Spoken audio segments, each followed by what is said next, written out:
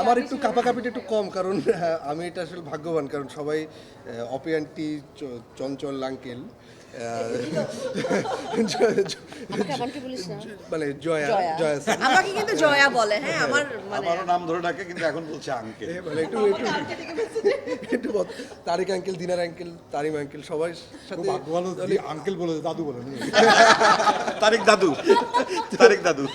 হ্যাঁ, তো আমার হচ্ছে এদিক থেকে একটু একটু আমি অ্যাডভান্টেজ ছিল, কিন্তু তারপরেও যখন তারা এতটাই এক্সপিরিয়েন্সড অ্যাক্টার, তখন তারা যেখানে কাজ করছে সেখানে ওইটা একটা অটোমেটিক একটা আনসিন একটা সাবকনশিয়াস মাইন্ডে একটা প্রেশার চলে আসে যে এত গুণী গুণী আর্টিস্ট এখানে আছে, যতই আমি তাদেরকে আগে থেকে পার্সোনালি চিনি, কিন্তু সেটা একটা প্রেশার ছিল। কিন্তু এখন তো করে ফেললাম, এখন রিয়াকশন ভালো পাচ্ছি, এটাই আবার অনেক ভালো লাগে। সুবিধাও আছে, তোর আর ওর সুবিধাও আছে, কারণ টোটাল যে ওয়েটটা সেটা তো আমরা কিছু কিছু করে ভাগ করে নিছি।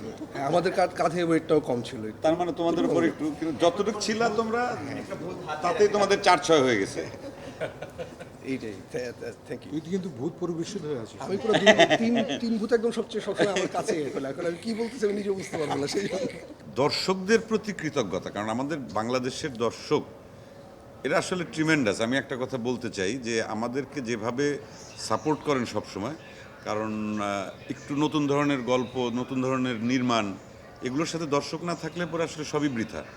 তো সেই জায়গায় দর্শক যে এতটা সাপোর্ট আমাদেরকে করছেন এই উৎসবে, আমি মনে হয় যে আমাদের টিম থেকে দর্শকের প্রতি কৃতজ্ঞতা, এবং যারা যারা দেখেননি তাদের প্রতি স্বনির্বন্ধ অনুরোধ, আপনারা সিনেমা হলে এসে উৎসব দেখবেন। আর যারা দেখবেন, দেখার পর যদি আপনার ভালো লাগে তাহলে আপনার বন্ধু পরিজন তাদেরকে বলবেন যে ছবিটা দেখতে। এবং আমি যতদূর বিশ্বাস করি এই ছবির প্রমোশনটা আসলে দর্শকের মুখে মুখে হচ্ছে, এটা বেসিক। কেবিন থেকেই উনি ফোনে, আজকেও কেবিনে আছেন।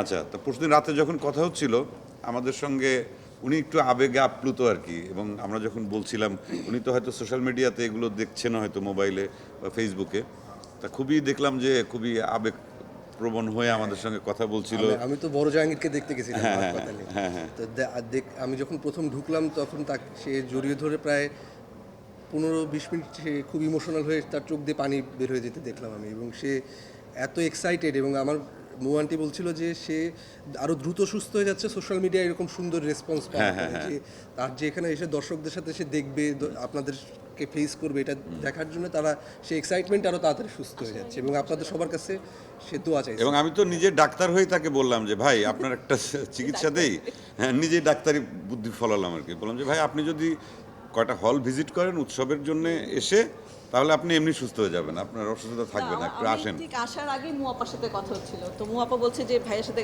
আমি না ভাইয়ের সাথে আমি এখানে কথা বলবো না, ভাইয়া তাড়াতাড়ি সুস্থ হবেন, আপনি সহ আমরা হল ভিজিটের সময় ভাইয়ের সাথে আমার দেখা হবে আর কথা হবে।